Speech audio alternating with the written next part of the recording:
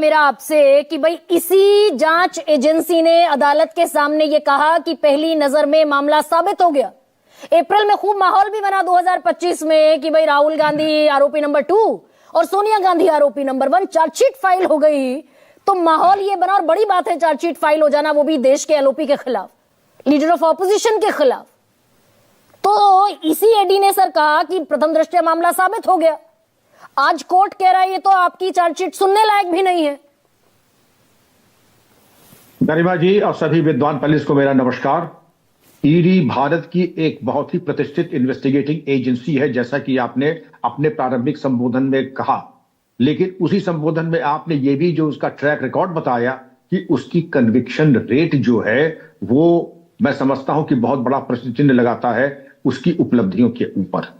ED ने जो case किया, जिस केस की हम लोग आज चर्चा कर रहे हैं, जिसमें विचार विमर्श कर रहे हैं, ये वो केस है जो रेयरेस्ट ऑफ द रेयर, और अगर कहा जाए देश के सर्वाधिक महत्वपूर्ण अगर 2-3 केसेस होंगे तो उसमें ये नेशनल हेराल्ड केस होगा। मैं ये उम्मीद करता था कि आप इसमें कम से कम एडवोकेट जनरल से कम की वैधिक अभिमत यानी लीगल ओपिनियन लिए बिना एक शब्द नहीं लिखेंगे।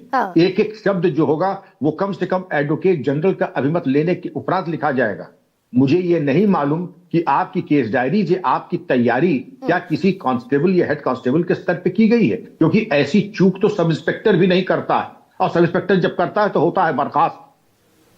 अगर बिना एफआईआर के, बिना प्रॉपर डॉक्यूमेंटेशन के, बिना चेकलिस्ट को फॉलो किए हुए, मैं केवल डिपार्टमेंटल बातें कर रहा हूं। और ये 4 चरण से जब स्क्रूटनी होती है, मैं ये जानना चाहूंगा 4 चरण पे स्क्रूटनी होती है, और जब हम लीगल ओपिनियन लेके हर चरण पे आगे बढ़ते हैं तो ये आपको बड़े प्रयास करने पड़ेंगे कि जाके खाई में जाकर के हम डूब जाएं। बहुत प्रयास करने पड़ेंगे, आसानी से नहीं ये हम खाई में गिरेंगे। सर दरअसल 11 साल से हम बगैर जमीन की इमारत खड़ी कर रहे थे। भाई अदालत ने यही कहा ना कि जो सबसे जरूरी जो पहला स्टेप है, प्राइमरी स्टेप, की सबसे पहले आप एफआईआर लॉन्च करेंगे, तब आप जांच शुरू करेंगे किसी के भी खिलाफ।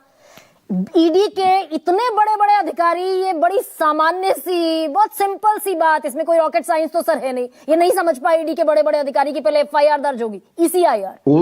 कोई रॉकेट साइंस नहीं है। मैं तो स्वयं स्तब्ध हूं कि इतने बड़े अधिकारियों को, वो भी छटे हुए बहुत ही टॉप ग्रेड ऑफिसर्स, क्योंकि हर आदमी ईडी नहीं पहुंच सकता है, जो वाकई में जिसकी एक व्यावसायिक दक्षता, प्रोफेशनल कॉम्पिटेंस प्रमाणित हो, ट्रैक रिकॉर्ड अच्छा हो, और बड़े सिलेक्टेड चुनिंदा अधिकारी ही ईडी में जाते हैं हर लेवल पे, टॉप से लेके नीचे तक। वहां पर ऐसी चूक कैसे हो गई? और ये वाकई आपने कहा it is not rocket science, लेकिन today everybody has an egg on the face, जिसके कहना है कि चेहरे पे सबके जो है अंडा फेंका हुआ है। अब इसकी शर्मिंदगी से बाहर कैसे होंगे, इसकी भरपाई कैसे करेंगे? मुझे मालूम है, मुझे पता लगा है कि अपील में जाएंगे।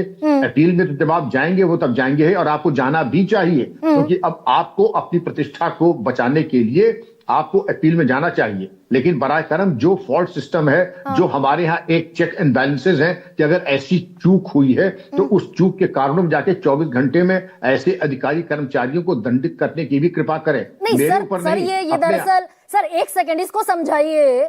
ये नेग्लिजेंस का मसला है, लापरवाही का मसला है, जानकारी के अभाव का मसला है कि अधिकारियों को दरअसल ये पता ही नहीं था कि हम पहले एफआईआर करेंगे फिर जांच करेंगे? लैक ऑफ नेग्लिजेंस है, या फिर दरअसल ये वो मसला है जो कांग्रेस कह रही है कि डायरेक्टेड बाय समवेयर एल्स? क्या ये कॉम्प्रोमाइज्ड संस्था के अधिकारी दिखाई दे रहे हैं ज्यादा क्या?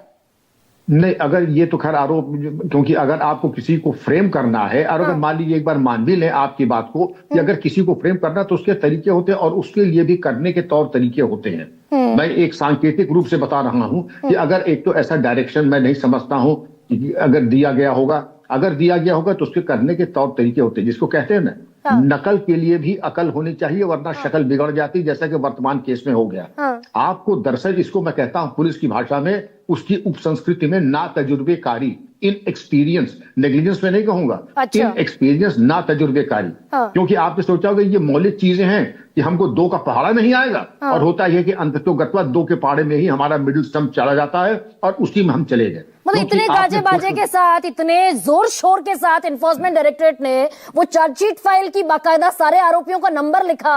50 घंटे राहुल गांधी से पूछताछ हुई, 11-12 घंटे सोनिया गांधी से पूछताछ हुई, सब हवा में हो रहा था सर।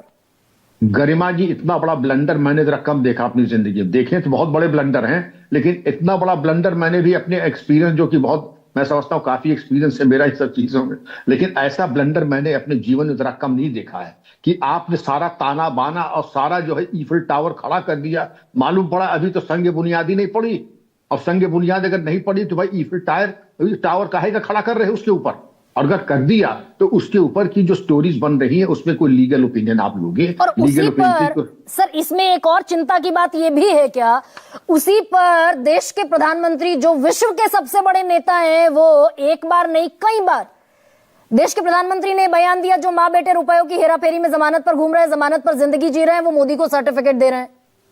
तो ये जमानत भी तो उसी फर्जी ग्राउंड पर मिली जो फर्जी ग्राउंड अदालत में आज क्वैश हो गया।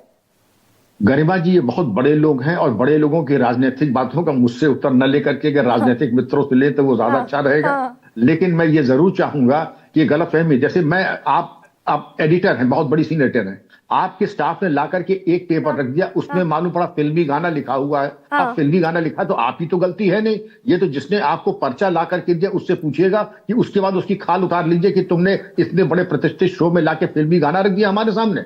उसके बाद भले उसकी लेकिन एक एम्बेरसमेंट आपके चैनल का और आपका हो गया कि जहां आपको बात करनी थी नेशनल हेराल्ड की, उसने ला करके एक फिल्मी गाना लाकर रख दिया। तो ये एम्बैरेसमेंट आप कह रहे हैं, एम्बैरेसमेंट हो गया। सर रहिएगा, सिद्धार्थ दरअसल